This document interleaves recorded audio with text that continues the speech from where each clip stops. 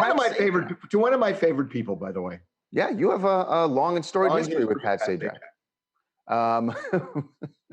Which I'm sure we'll get into in a moment. But Pat Sajak has some strong feelings about the lockdown and people getting back to work. And I think he is firmly here on the side of people getting back to work if they need to. So Pat posted something where he said, when a disc jockey or a talk show host or a journalist who is being paid to work from home tells people who can't work, pay bills, or pay their rent or mortgage to, quote, stay home and be careful because we're all in this together, it's okay to question the premise. So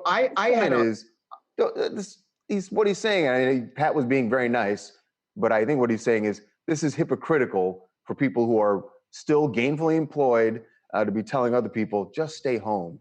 They had bills they got to pay, you know? Well, and I want to take that a step further, that, you know, there are a lot of journalists who are explaining it and just saying, look, you know, here's the data. And there are others who are saying, why are you out? Why are you doing this? And just browbeating people and getting angry at, you know, haircutters and whatnot. And I think what Pat is saying is, you know, step in their shoes. If they're going broke, if they're going hungry, you still may disagree with them and you have a right to disagree with them and have discourse.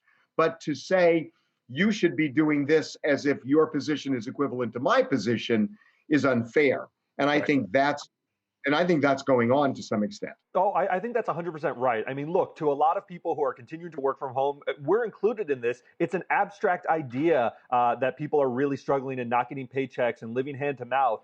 And he's just trying to ground that reality for people who are desperate to work, even though it's quite dangerous. And he's saying, don't pass judgment until you've walked a mile in their shoes. Look, here's the reality of this, and we've talked about this before, but the reality is this. Scientists, and you know, I interviewed Dr. Fauci many years ago during the AIDS epidemic, and he's an amazing person, and was the hero in that, and now is the hero in this. But even Dr. Fauci will tell you, his job is to provide data, not to tell everybody, here's how to live. Because what happens is that scientists provide data on the disease, the economists provide data on the economy, and then it's up to leaders to look at the two together and come up with a plan that doesn't tank both.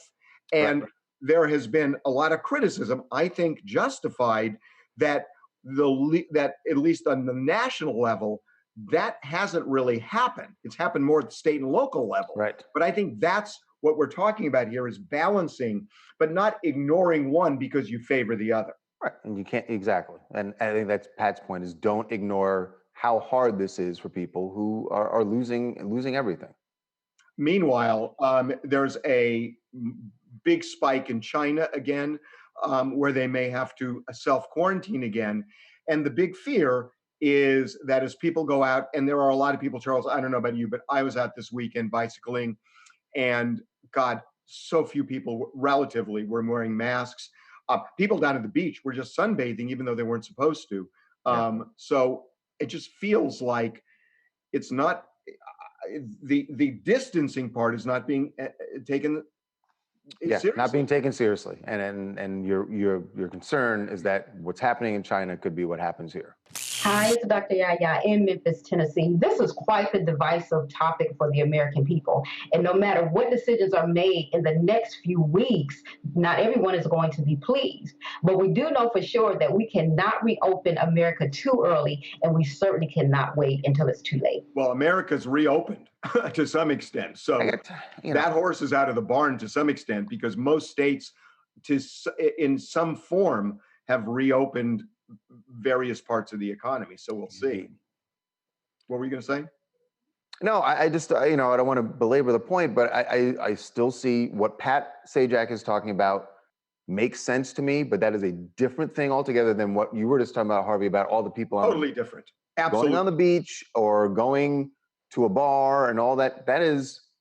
That's just socializing. By the way, I won't go to a salon. I don't know when I would ever go back now, but I understand, even if I may disagree, why some haircutters want to do it. What I don't understand is when we go out in public, which we're allowed to do, wear a mask and just stay away. You know, it's like you can do it, but people just weren't. I saw it everywhere, Charles. Yeah, I'm just real quick, the wearing the mask, why you know that you should wear the mask. It happened to me this weekend. I happened to walk by someone who did not have a mask on, and just as I walked by them, They they sneezed. sneezed. Oh my God, it happened to me too. It happened to me too this weekend. And they Freaked out. sneezed in front of me. It was like 10 feet away. But no, it freaks you out.